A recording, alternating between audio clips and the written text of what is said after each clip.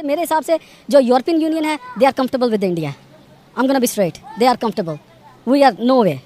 I would say कि India जो है वो आपको बैकफुट पे लेता जाएगा और वो ऑलवेज लेता जाएगा।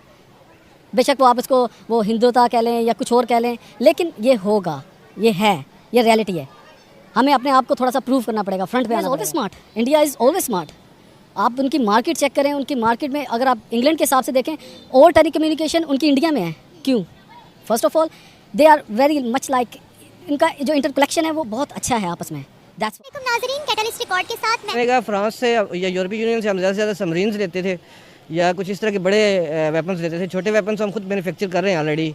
जहाज़ भी अब तो चाइना दे रहा है हमें, या खुद बना, चाइना दे रहा है ना? हाँ, या खुद बना रहे हैं, या वो F-17 थंडर वगैरह। अच्छा, मुझे ये बताएं कि अभी थोड़ी देर पहले ही रिसेंटली जो है इंडिया ने इंपोर्ट किया है फ्रांस से एक जेट है, राफेल नाम है उसका, ठीक है, काफ़ी स्ट्रॉन्ग है, मल्टी फाइटर रोल प्ले करता है वो।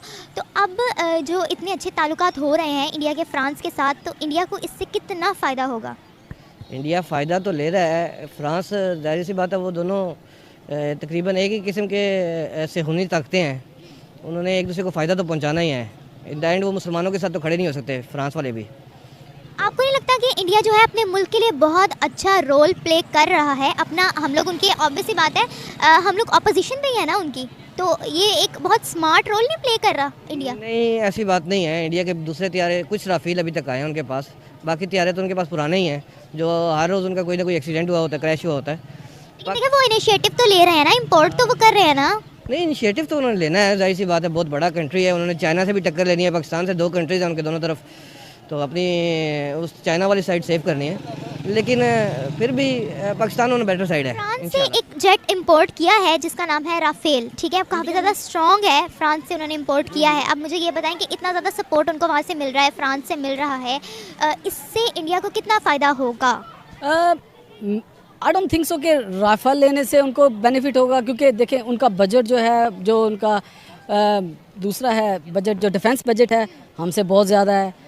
ले लिया है, दैट्स फाइन, क्योंकि बाकी कंट्रीज़ के पास भी हैं, लेकिन पाकिस्तान के पास भी टेक्नोलॉजी बुरी नहीं है, पाकिस्तान की अपनी टेक्नोलॉजी बहुत अच्छी है। फिर अगर वो चाइना से, अगर वो जो इनका JC-10 और J-10 या जो भी है इनका फाइटर जेट, वो मच बेटर है।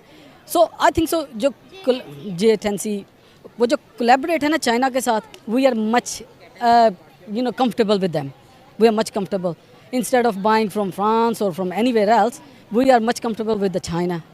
इनकी technologies, I think so. After you can say America, their technology is best. China के तो वर्ल्ड वाइड हर जगह जाते हैं जेट, लेकिन ये जो राफेल है ये सिर्फ गिनी चुनी 4 कंट्रीज में है। अब आप इस बारे में क्या कहेंगे? अभी स्ट्रॉन्ग है तो हर जगह नहीं बिक रहा ना? स्ट्रॉन्ग उसकी फीचर्स अगर देखें, क्योंकि ये तो एनहांस होती रहेगी टेक्नोलॉजी। आज राफेल है, कल प्रॉब्ली समथिंग एल्स आ जाएगी उससे आगे, क्योंकि ये इन्होंने एनहांस करता रहना है।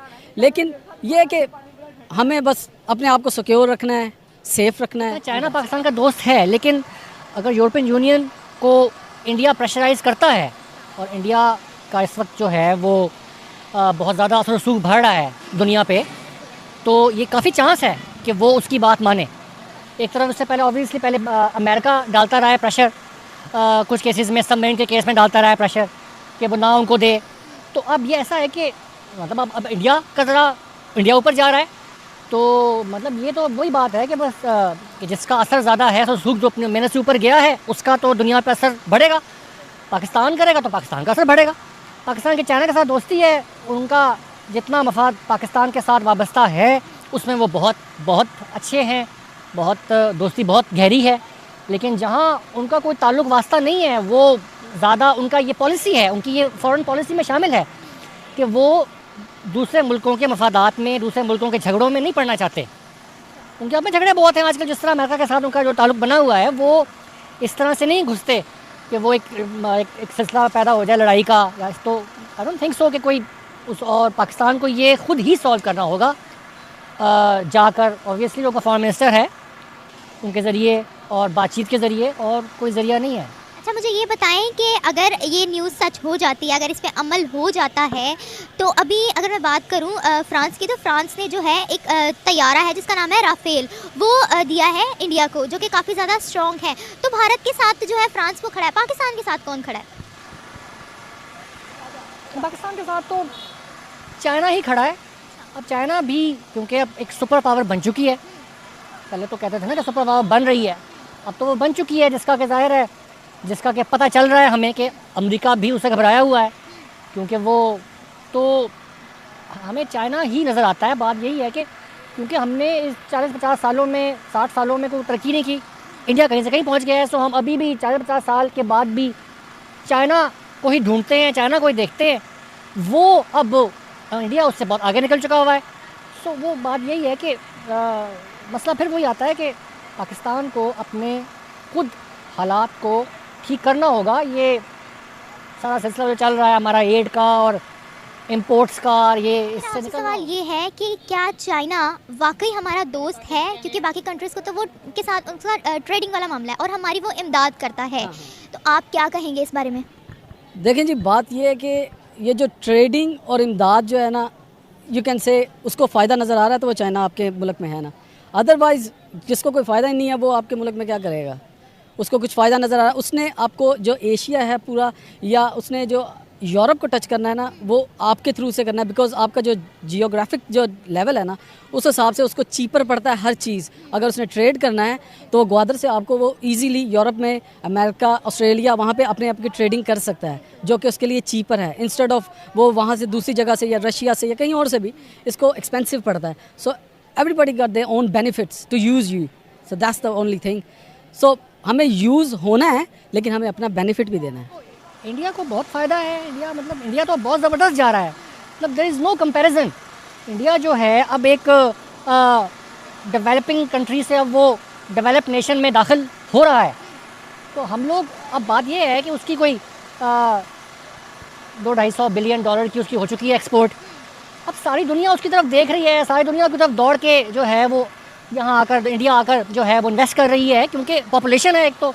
सो इंडिया को तो EU के साथ ताल्लुकात बढ़ाने और उनके साथ इन्वेस्टमेंट बढ़ानी जाए, वो बहुत बड़े मुल्क हैं। लेकिन अब क्योंकि इंडिया भी एक बड़ा मुल्क हो गया है, तो पहले वो उनकी बात मानता था, अब उनको, क्योंकि मार्केट बहुत बड़ी है, बहुत बड़ी बड़ी इन्वेस्टमेंट्स जो हैं वो इंडिया में हो चुकी हैं, अमेरिका की, यूरोपियन यूनियन की। तो वो अब वो भी चाहते हैं कि जनाब, वो तो जब नहीं भी होती थी तो मानते थे 30 साल पहले, तो अब तो बात समझ में आती है कि अब तो मजबूरी बन गया है इंडिया उनकी। अच्छा, अब मेरा फ़ायदा इंडिया।